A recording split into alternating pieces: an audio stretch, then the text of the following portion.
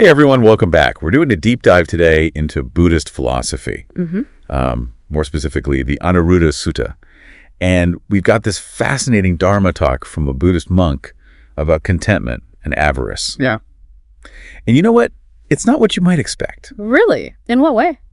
Well, I was surprised to learn that it's not necessarily about rejecting wealth or ambition completely. Yeah. You know? Like just giving up on everything. Oh, I see. Yeah. Yeah. It's more about aligning your desire for success with those Buddhist principles, right? Yeah, exactly. It's like a different way of looking at it. And the monk actually breaks down this idea of contentment in a couple of ways.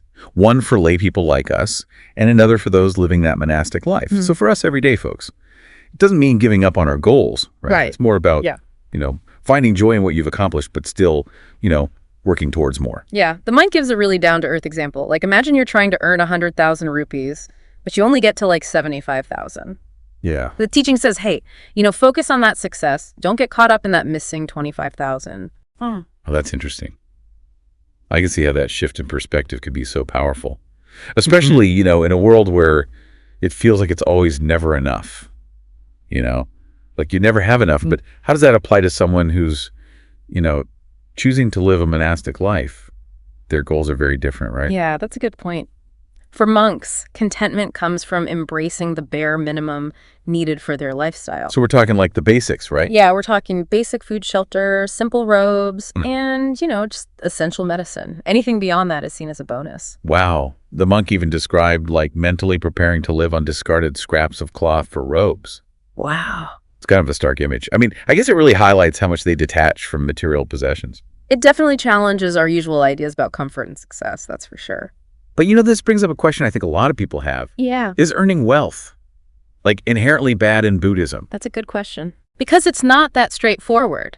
The issue isn't the wealth itself, but the kind of insatiable desire that often pushes people to chase it. Yeah.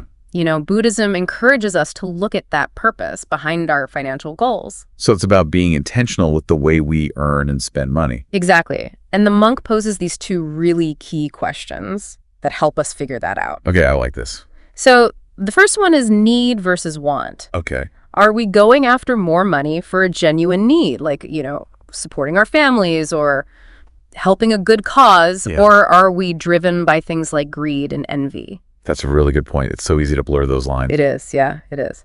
And then the second question is, can this wealth be acquired ethically? Okay. In a way that doesn't harm others? And if we can answer yes to both of those questions, then the pursuit of wealth is seen in a much different light. That's interesting because, even a king is worthy of respect in Buddhism, as long as they attained and used their power righteously. That's right. It's not about the position itself. It's about the how. It's about the how. Yeah. And this leads us to these four happinesses of rightful earning and spending, which are central to this idea of living a content and fulfilling life. I'm ready. Lay it on me. Okay, so the first one is called atisukha. And this is the happiness of having enough resources to live comfortably. So kind of like that basic financial security. Yeah. Where you can just breathe a little easier. Exactly. You're meeting your basic needs without that constant worry about money. Okay, I like that. And then we have pogosukha.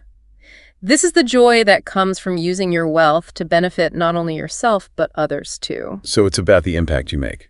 Precisely. It's not just about having the money. It's about how you use it to create something positive.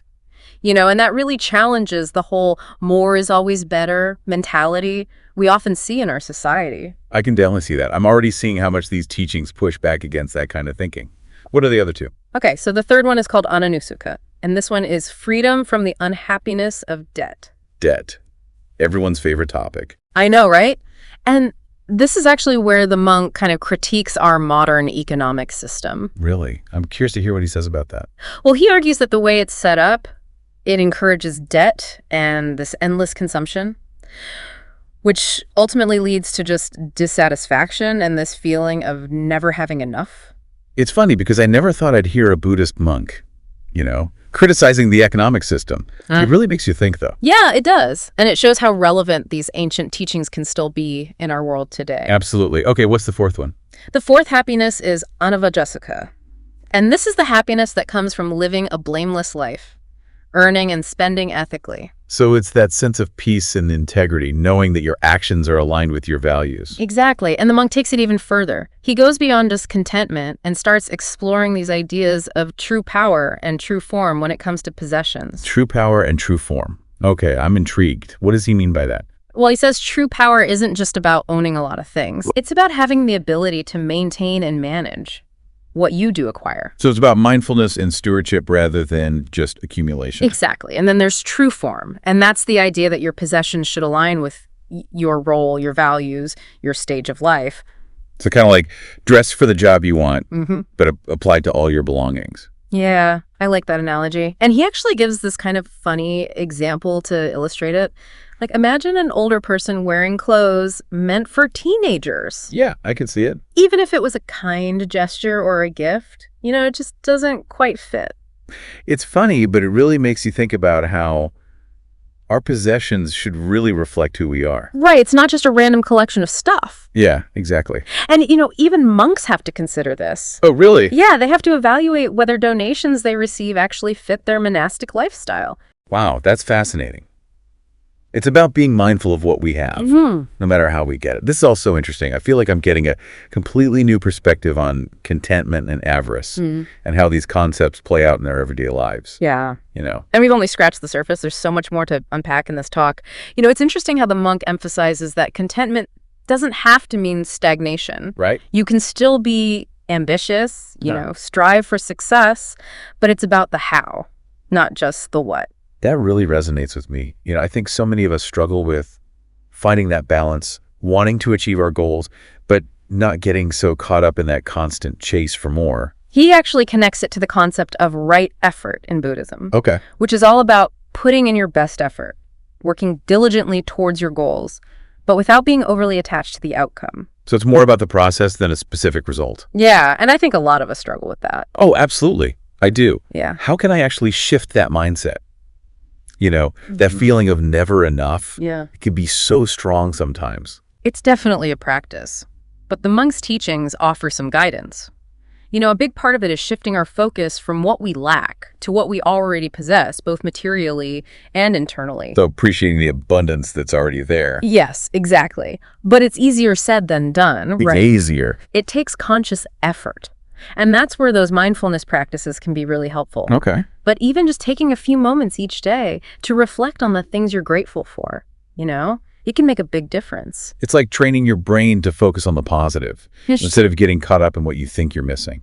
And that ties back into the monk's idea of true power, He says that it comes from being able to effectively manage and utilize what you have rather than just accumulating more and more. So it's about using your resources wisely, whether it's money or time, skills, even your own energy. Exactly. True wealth goes beyond just material possessions, It's about having the wisdom and discipline to use what you have to create a genuine benefit for yourself and for others. And that's where true form comes in, right?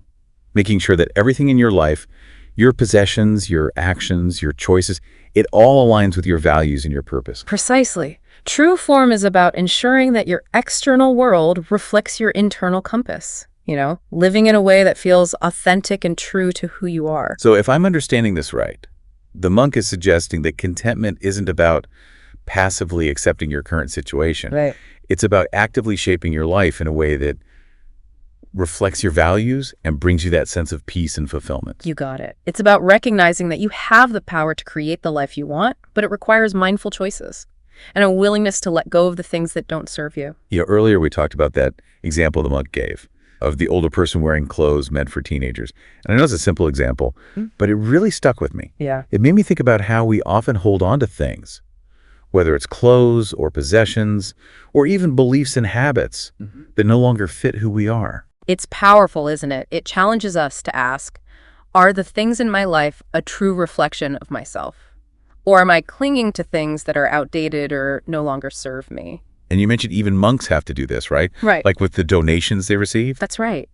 It's a reminder that this principle of true form, it applies to everyone, no matter our circumstances. It's about making those conscious choices and ensuring that everything in our lives supports our well-being and our purpose. This ties back to those four happinesses we discussed earlier. It does. It feels like they provide a framework for creating a life that's both fulfilling and aligned with those Buddhist principles. Absolutely. They're not just abstract concepts, They're practical guidelines for cultivating contentment and happiness in our everyday lives. Can we revisit those four happinesses? I'd love to explore them a little deeper. Yeah, of course. So Atisukha, the first happiness, is about having enough resources to live comfortably. That sense of financial security that lets you breathe a little easier and focus on other things. So it's not about being rich, but just having enough to meet your needs without that constant worry and stress. Exactly. Finding that sweet spot, where you have enough to feel secure, but not so much that you're burdened by your possessions. And then there's Bogasukha, that joy from using your wealth to benefit yourself and others. It's about recognizing the power of wealth to create positive change, encouraging generosity towards yourself and those around you, using your resources to make a meaningful impact on the world. It really challenges that idea that wealth is inherently selfish. Yeah. It suggests that it can actually be a powerful tool for good if it's used with the right intentions. Absolutely. And then we have Ananusukha, freedom from the unhappiness of debt. Debt. That's a big one. It is. And this happiness emphasizes living within your means and avoiding that stress and anxiety that comes with financial burdens. And this is where the monk's critique of the modern economic system comes in, right? Yeah, exactly. He sees that emphasis on debt and consumerism as a major obstacle to contentment and well-being. Because we're constantly being told, we need more, more, more. And it creates this cycle that's so hard to break free from. It's like we're always striving for something just out of reach, never fully content with what we have. Okay, and then the fourth happiness, Anavajasukha, living a blameless life, earning and spending ethically. It's about aligning your actions with your values. Yeah. Making choices that you feel good about. Living with integrity and knowing you're not contributing to the suffering of others. Exactly. So these four happinesses, they offer a roadmap for cultivating contentment through our financial choices. But it's not just about money, is it? These principles can apply to all areas of our lives. You're absolutely right. The monk's teachings offer valuable insights for finding balance and contentment in our relationships, our careers, our personal growth. And I imagine that's an ongoing journey, a constant practice of self-reflection and adjustment. It is. Life is constantly changing, and so are we. The key is to stay connected to our values and purpose and make choices that support our overall well-being. This deep dive has given me so much to think about. I'm already starting to see how these teachings can apply to my own life. But I have to admit, I'm a little intimidated by this idea of trying to live a blameless life. Yeah. It feels like such a high standard to set. That's a really honest observation. And you're not alone in feeling that way. But I think it's important to remember the monk isn't suggesting that we need to be perfect or that we'll never make mistakes. Right. It's more about cultivating that sense of awareness and intention in our actions. So striving to do our best, knowing that we're all human and we'll mess up sometimes. Exactly. And that's where the Buddhist concept of equanimity comes in. Equanimity. Okay, I like the sound of that. Tell me more. How does that fit into this conversation about contentment and avarice? So equanimity is often described as mental calmness or composure, especially when we're facing challenging circumstances. It's that inner peace that allows us to navigate the ups and downs of life without getting swept away by that emotional roller coaster. So it's not about pretending everything is fine when it's not. No, not at all. It's about finding that sense of peace and stability amidst the chaos. Okay, that sounds powerful. It is. Recognizing that life is inherently impermanent. Things are going to change. Challenges are part of the human experience, And equanimity allows you to face those challenges with grace and resilience without losing your sense of center. That's like a superpower. Can we develop that? Is it something we can cultivate through practice? Absolutely. Mindfulness practices like meditation are incredibly helpful. But even simple things like taking a few deep breaths when you're feeling overwhelmed or practicing gratitude can help you shift your perspective and find that sense of peace. Building up that inner resilience. Exactly. And it's a crucial aspect of living a contented life. Remember, contentment isn't about living in a bubble where nothing ever goes wrong. It's about developing the tools to navigate the full spectrum of human experience with wisdom and compassion. This all makes so much sense. It's like the monk is offering us this guidebook for navigating the complexities of life and finding that inner peace and fulfillment that I think we all crave. And we've only just scratched the surface of what this talk has to offer. He goes on to explore some fascinating perspectives on how we view our possessions and how that relates to our overall well-being. Okay, I'm hooked. Yeah. Tell me more about what he says about possessions. Okay, so tell me more about what the monk had to say about possessions. Well, he makes this really interesting distinction between just having things and truly possessing them. Okay, I'm curious. What's the difference? He says true possession, it goes way deeper than just owning something. It's about understanding it deeply, its purpose, its value, where it came from. So it's more than just having that fancy car in the driveway. It's about appreciating the engineering that went into it. Maybe even knowing its history, not just using it for status. Exactly. It's like shifting from this shallow relationship with your stuff to something way more mindful. You start to see the inherent value, not just the price tag, or what it says about you to other people. I can see that. And I bet that ties into gratitude, right? Like if you truly possess something in that deeper sense, you're probably less likely to take it for granted. Absolutely. And the monk points out that gratitude can spill over from just those material things into all areas of life, our relationships, our health, even the experiences we have. Yeah, it's like that shift in perspective helps us recognize the abundance that's already there. Yeah. And that can help combat that avarice, that constant feeling of wanting more. Absolutely. And it's something we can actively cultivate, even when our culture's, screaming at us to buy more, upgrade constantly. But how do we do that? How do we go against that tide when it seems like everyone around us is caught up in it? That's the million-dollar question, right? But the monk's talk does give us some clues. Remember those two questions he posed earlier? Need versus want, and ethical acquisition. Oh, right. So before we buy something, we should really ask ourselves, do I actually need this? Or am I just being swayed by advertising or peer pressure? And if it's a want, is it truly aligned with my values? And can I get it without harming others? Those are powerful questions to consider. And he also talks about finding joy in simplicity, appreciating the things that don't require, a lot of money or fancy possessions. Yeah, like a quiet morning with a cup of tea and a good book, or a walk in nature. Just those little moments of contentment that we can find in everyday life. Exactly. It's about shifting our focus from that external validation to that internal sense of fulfillment. And it's not about denying ourselves nice things, but about recognizing that true happiness comes from within. Yeah, but that's hard, isn't it? Especially when we're constantly bombarded with images of what a successful life is supposed to look like. It is. It takes conscious effort and practice. But the more we can cultivate that appreciation for those simpler things, the less we'll feel that insatiable need for more, more, more. The monk reminds us that even a king can be content. It's not about the position or the wealth itself, but how they use it. It all comes back to intention and action. Right. Are we living in alignment with our values? Are we using our resources to make a positive impact? This has been such an insightful deep dive. It's really made me rethink my own relationship with contentment and avarice. Me too.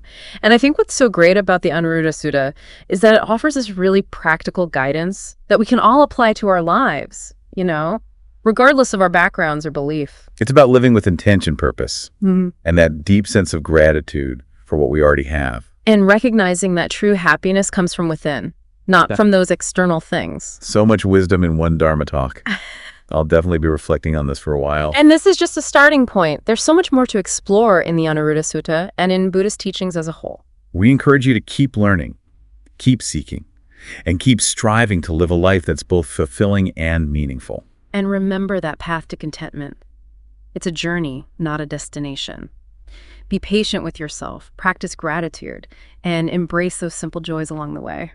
Thanks for joining us on this deep dive into contentment and avarice. Until next time.